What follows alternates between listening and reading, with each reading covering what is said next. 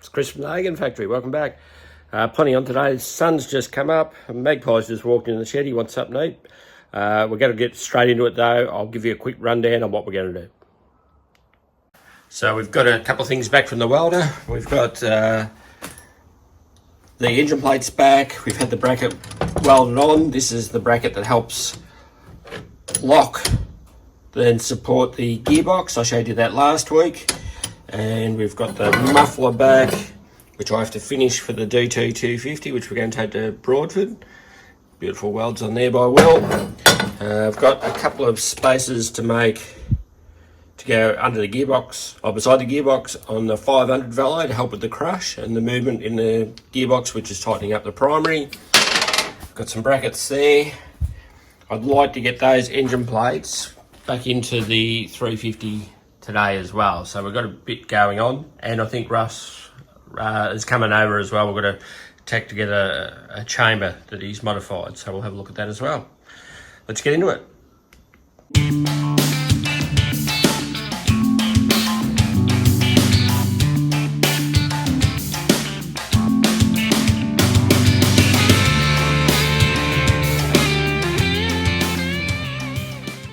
Righto, back onto the engine plates. So I'm going to get this bracket. We're going to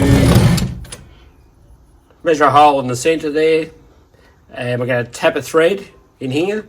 I'll run a bit of a line around the edge here. We'll trim all the excess off. We'll tidy it up, make it look nice. Then we'll put a bit of a slotted hole in here. So I think we'll get onto that now. Right, so I've got the gearbox sitting in the most relaxed position in the plates, which means the primary chain will be loose. So you can see the bracket here that I've made and where I think we'll bore the hole. And so when that moves back, then we'll have to put the slotted hole, so that'll help tighten and lock the primary chain, and hopefully that'll stop any movement with the gearbox and the primary and save the cases. Now once that's done, I can clean up these engine plates. The gearbox is going out to Dad's. He's going to build the gearbox. Hopefully that'll be done within a week. The engine's done, as you know, so we're going to really move forward really quick. So let's get at it.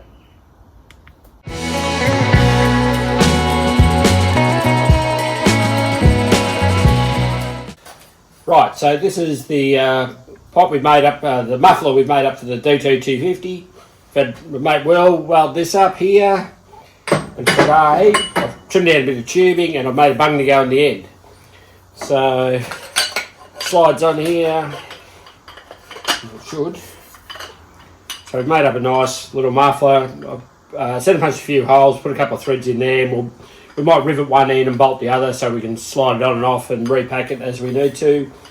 Left the stinger a bit longer, so we can trim that down to the right length. I might just put an eye in the end of it so we can put a spring on it. I think Dad should be pretty happy with that for the DT. So this is one of the last jobs actually. The seats are out at Dan Trim here in Bendigo, getting done. I've made the muffler. It should be ready to go really. All the cables are on there and that, so it's got spark and everything. So we should get a couple of videos of that soon, giving that a bit of a run. Righto, we better get back onto the velo. Right, so I've got the gearbox sitting in the most relaxed position in the plates, which means the primary chain will be loose. So you can see the bracket here that I've made and where I think we'll bore the hole. And so when that moves back, then we'll have to put the slotted hole, so that'll help tighten and lock the primary chain, and hopefully that'll stop any movement with the gearbox and the primary and save the cases. Now once that's done, I can clean up these engine plates. The gearbox is going out to Dad's. He's going to build the gearbox. Hopefully that'll be done within a week. The engine's done, as you know, so we're going to really move forward really quick. So let's get at it. So I've removed the gearbox from the engine plates. Excellent set of cases here for the gearbox, no damage. Kickstarter delete, as you know, so we'll send that out to the old man Alan. He'll sort that out for us. He's done a heap of these gearboxes and they seem to work really well. Now with the engine plates, I'm going to clean these things up. I'm not going to polish them to death. I'm going to put them on a diet. When I build these things, they're always way bigger than they need to be. so we can trim off some excess, bore a few more holes that we need, tap a few threads, and grind and just clean everything up. I won't put you through the all that. I'll do all that, and as we go I might take a few photos or a little bit of footage, but they should come up really nice. But once they're in the bike, I can put the engine in, the dummy engine, and we've got a head and barrel up there, so then we can start on the exhaust.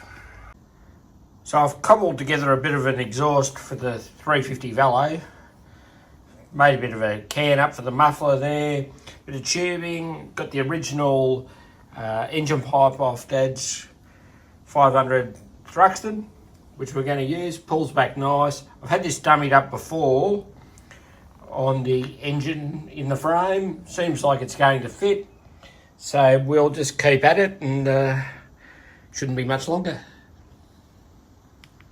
Right, there's two things that need to be done straight away. One of them is put your entry in for Shannon's classic bike at Easter, April 7, 8, 9 for the dirt track. Get the numbers up so we can have a great weekend. The second thing you need to do is subscribe. I really appreciate everybody watching, liking, and just, I don't know, all the comments, ringing me. It's fantastic. So do the right thing, subscribe, put your entry in for Broadford, and we'll see you there.